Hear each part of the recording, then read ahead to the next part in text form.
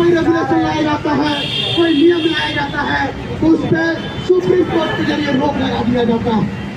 इससे स्पष्ट है कि सुप्रीम कोर्ट में तमाम शैक्षणिक संस्थानों में जो सवर्ण वर्चस्व है, जो मनुवादी मानसिकता के लोग काबिज है, उनके तरफ से बहुजनों के हित में कुछ भी किया जाता है, कोई भी नियम कानून लाया जाता है तो उसके ऊपर रोक लगा दिया जाता है। दोस्तों, आज लड़ाई दिल्ली से चल कर करके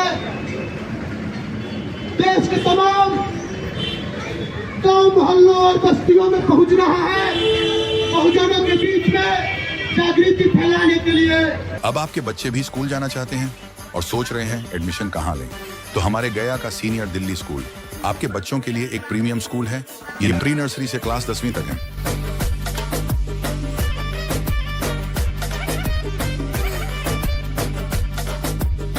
यहाँ की फैसिलिटी की बात की जाए तो यहाँ आपके बच्चों के लिए AC classroom, smart classes, gaming room, auditorium, activity area, library, computer lab और भी बहुत कुछ। ENJAR रोड, गोल बगीचा, मुरारपुर, गया, बिहार, और इनका सेकंड ब्रांच का एड्रेस है नियर गया इंजीनियरिंग कॉलेज, सरैया बाजार रोड, ऊंचावली, गया, बिहार। सर, यूजीसी को लेकर के आप क्या कहना चाहते हैं? यूजीसी एक्ट लागू होना चाहिए ताकि जो शैक्षणिक संस्थान है, उच्च शिक्षित संस्थान है, उसमें जो गैर बराबरी का जो मतलब एक स्थिति बनी हुई है उस पर रोक लगे और तमाम छात्र, चाहे वो गरीब हो, दलित हो, बैकवर्ड हो, पिछड़े हो, अति पिछड़े हो, फॉरवर्ड हो, उनको समान मौका मिल सके और समान तरीके से वो अपने संस्थानिक संस्थाओं में अपनी डिग्री वो हासिल करे, उनको एक स्वच्छ माहौल मिले और बेहतर माहौल में जब यहाँ के छात्र नौजवान पढ़ेंगे तो एक बेहतर दिशा में देश आगे बढ़ेगा और आगे आने वाले समय में बहुत देश। कोर्ट के डायरेक्शन के अनुसार जी संसदीय बोर्ड में इसकी कमेटी बनी और ये कमेटी अध्ययन की और अध्ययन करने के उपरांत निष्कर्ष पे पहुंची कि SC, ST, OBC के छात्रों के साथ इनमें उच्च शिक्षण संस्थानों में गैर बराबरी अपनाई जाती है। इसका जीता जागता उदाहरण आपको रोहित बेमोला है, पल्लवी जी हैं जिनको जातिगत आधार पे सुसाइड कर ली और उस सुसाइड को देखते हुए सुप्रीम कोर्ट ने जो डायरेक्शन दिया उसके आधार पे 118% शोषण मतलब उच्च शिक्षण संस्थानों में हुआ है।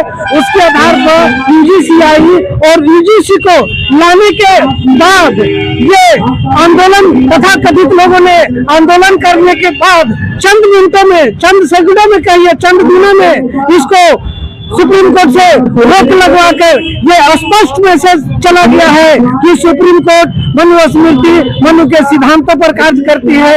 इसलिए इस तरह की परिपाटी जो सुप्रीम कोर्ट अपने विशेषाधिकार के आड़ में अपना रही है, ये दलितों, शोषित, बैकवर्डों के खिलाफ अन्याय कर रही है। इसलिए इस अन्याय को समाप्त करने के लिए हम लोग समानता, स्वतंत्रता, न्याय और बंधुत्व को धरातल पर लाने के लिए आज हम लोग हमारे छात्र नौजवान जो है, चाहे वो किसी भी समाज के हो, एक बेहतर माहौल में, एक सही माहौल में, एक बराबरी के माहौल में पढ़ पाए। उनके साथ कोई भेदभाव, किसी भी तरह का कोई उस तरह की स्थिति ना हो। अधिकार तो सबका बराबर होना चाहिए, ये तो हमको भी लग रहा है। जो हमारा संविधान लिखा है भीमराव अंबेडकर जी, 2 वर्ष 11 महीना 18 दिन, सबका अधिकार जो है उसमें बराबर ही दिया गया है। आइए और भी लोगों को जानने का प्रयास करते हैं। UGC लेकर के क्या कहना चाहते हैं?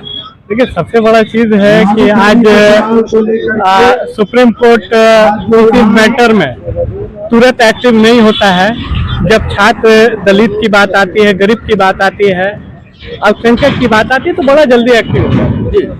हम कह रहे हैं कि आप कई ऐसे इसमें देख रहे होंगे कि क्या माहौल बना दिया गया है देश का, हिंदू मुस्लिम कर करके।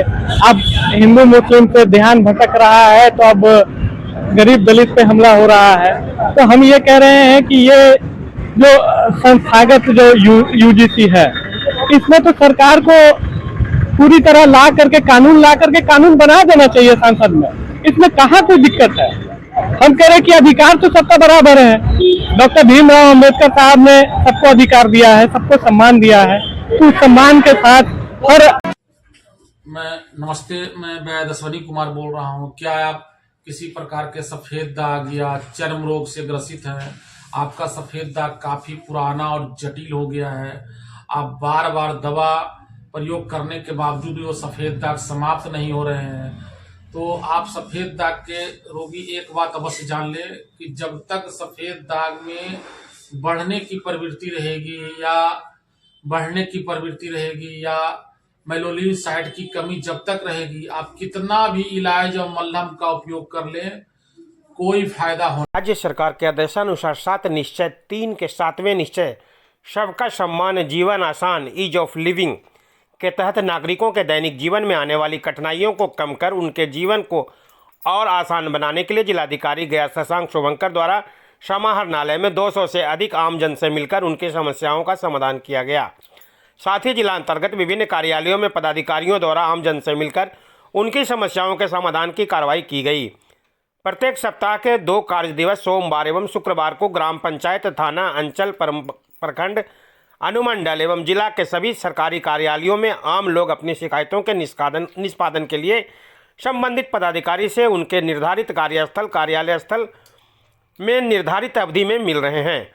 अधिकारियों को सरकार के दिशा निर्देशों का अक्षर से अनुपालन सुनिश्चित करने का निर्देश दिया गया है। जिलाधिकारी ने कहा कि राज्य सरकार के आदेशों एवं उद्देश्यों के अनुरूप जिला प्रशासन गया द्वारा पारदर्शिता एवं उत्तरदायित्व सुदृढ़ करने के लिए समय समय पर महत्वपूर्ण कदम उठाया जा रहा है।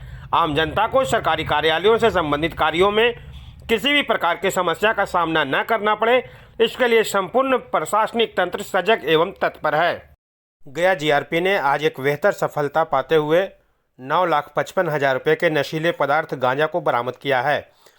प्राप्त जानकारी के अनुसार 19 किलो 100 ग्राम गांजा जो आरपीएफ ने गया जीआरपी को सुपुर्द करते हुए एनडीपीएस एक्ट के तहत मामले को दर्ज कराया है।